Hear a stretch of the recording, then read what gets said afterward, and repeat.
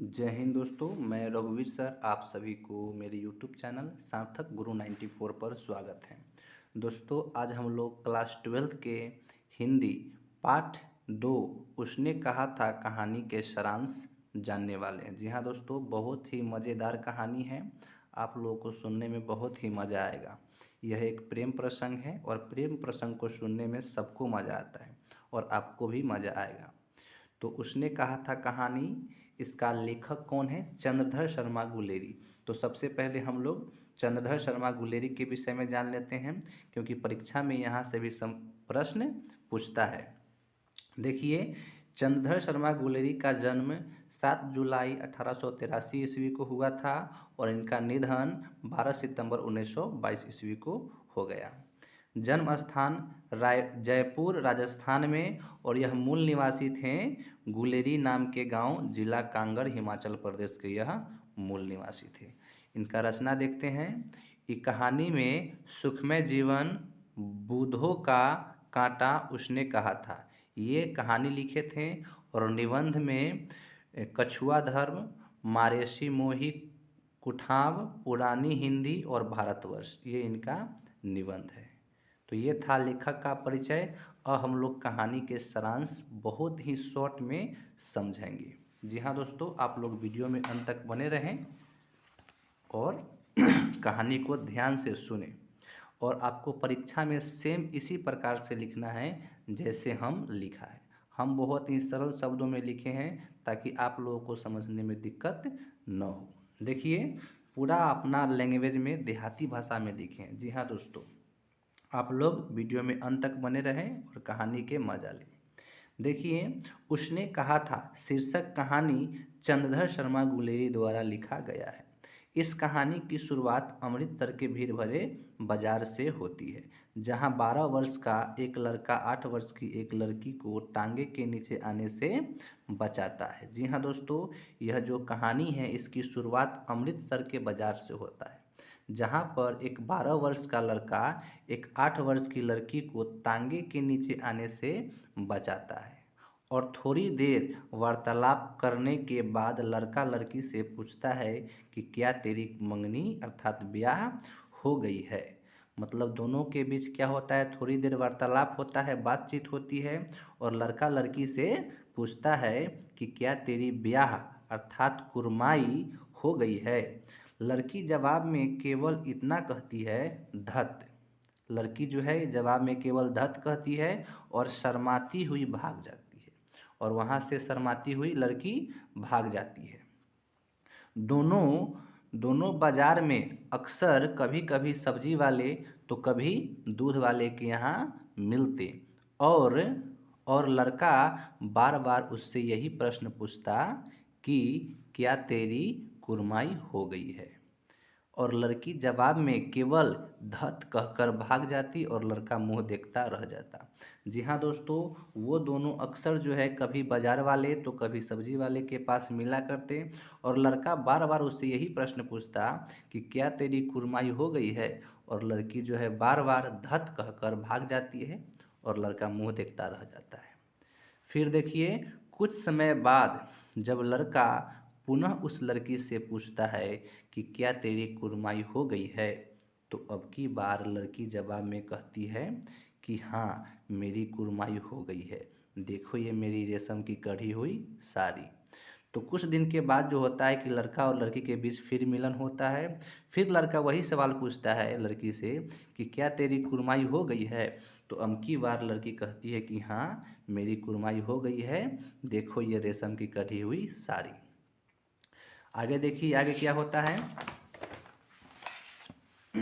देखिए, यह सुनते ही लड़का उदास हो जाता है। मतलब इतना बात सुनते ही लड़का के मन उदास हो जाता है और इस घटना के बाद वह लड़का सेना में भर्ती हो जाता है।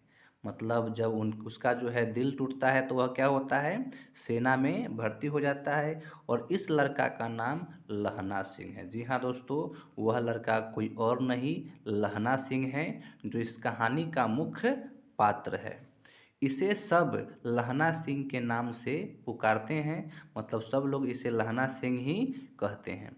सेना में भर्ती होने के बाद लहना सिंह अंग्रेजों की ओर से जर्मनी के विरुद्ध लड़ने जाता है। जी हाँ दोस्तों, उस समय जो है द्वितीय विश्व युद्ध चल रही थी ना, तो उस समय क्या होता है कि लहना सिंह अंग्रेज की ओर से जर्मनी के विरुद्ध लड़ने जाता है। वो सॉरी, प्रथम युद्ध चल रही थी, द्वितीय युद्ध नहीं चल रही थी, प्रथम युद्ध में जो है लहना सिंह भाग लेता है।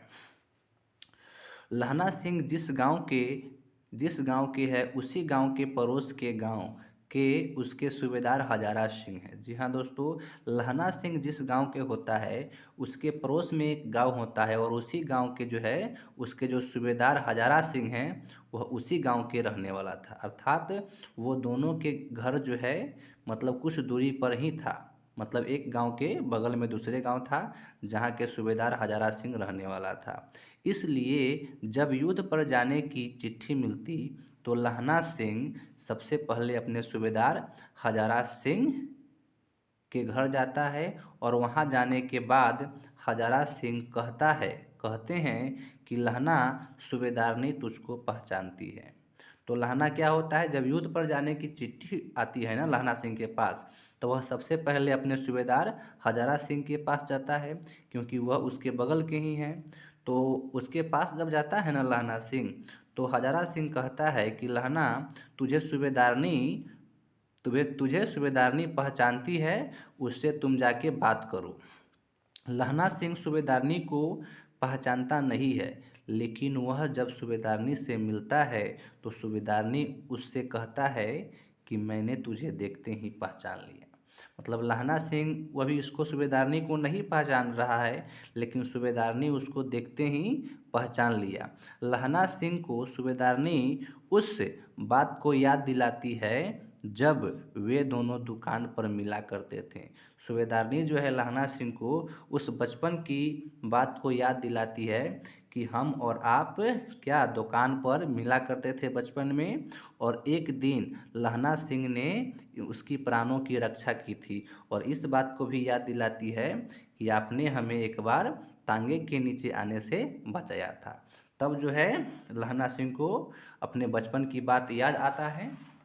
आगे देखिए, अब लहना सिंह को बचपन की उस घटना की याद आती है, अपनी उस प्रेम प्रसंग की याद आती है। मतलब तब जो है लहना सिंह को अपने बचपन वाला बात याद आने लगता है। फिर जो है सूबेदारनी लहना सिंह से ये कहती है कि जिस प्रकार उसने उसकी रक्षा की थी उसी प्रकार वह उसके पति सूबेदार हजारा सिंह और पुत्र बोधा सिंह की भी प्राणों की रक्षा करने का वचन दे। मतलब जो है सूबेदारनी जो है लहना सिंह से फिर प्रतिज्ञा करवा रही है कि जिस प्रकार तूने हमको बचपन में रक्षा की थी, तांगे के नीचे आने से बचाया था, उसी प्रकार युद्ध में तुम मेरे पति सूबेदार हजारा सिंह और पुत्र बोधा सिंह की भी प्राणों की रक्षा करना, इसका मुझे तुम वचन दो। लहना सिंह कुछ बोलता नहीं है, लेकिन मन ही मन वह सूबेदारनी को वचन दे देता है और युद्ध में जहां लहना सिंह रहते हैं वहीं पर सूबेदार हजारा सिंह और बोधा सिंह भी तैनात रहता है। लहना सिंह ने उन दोनों के युद्ध में विशेष ध्यान रखते हैं। जी हाँ दोस्तों, लहना सिंह जो है सूबेदार हजारा सिंह और बोधा सिंह को जो है विशेष रूप से उसको ध्यान देते हैं और उसको युद्ध में रक्षा करते हैं। आगे देखिए, अंततः लहना सिंह उन दोनों को बचाते बचाते स्वयं अपना जान गंवा बैठते हैं। जी हाँ दोस्तों, लहना सिंह जो है उन दोनों को बचाते बचाते जो है स्वयं युद्ध में शहीद हो जाते हैं, अपना जान गंवा बैठते हैं।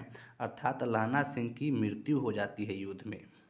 और इस प्रकार कहानी प्रेम, त्याग और देशभक्ति इत्यादि की भावनाएं प्रकट करती है। मतलब इस कहानी से हमको क्या समझ में आता है कि यह कहानी जो है प्रेम, त्याग और देशभक्ति पर आधारित है। जी हाँ दोस्तों, यह कहानी आपको कैसा लगा कमेंट में आप ज़रूर बताएं और वीडियो को लाइक और सब्सक्राइब ज़रूर करें ताकि ऐसे ऐसे वीडियो हम और बनाएं आपके लिए। Thank you.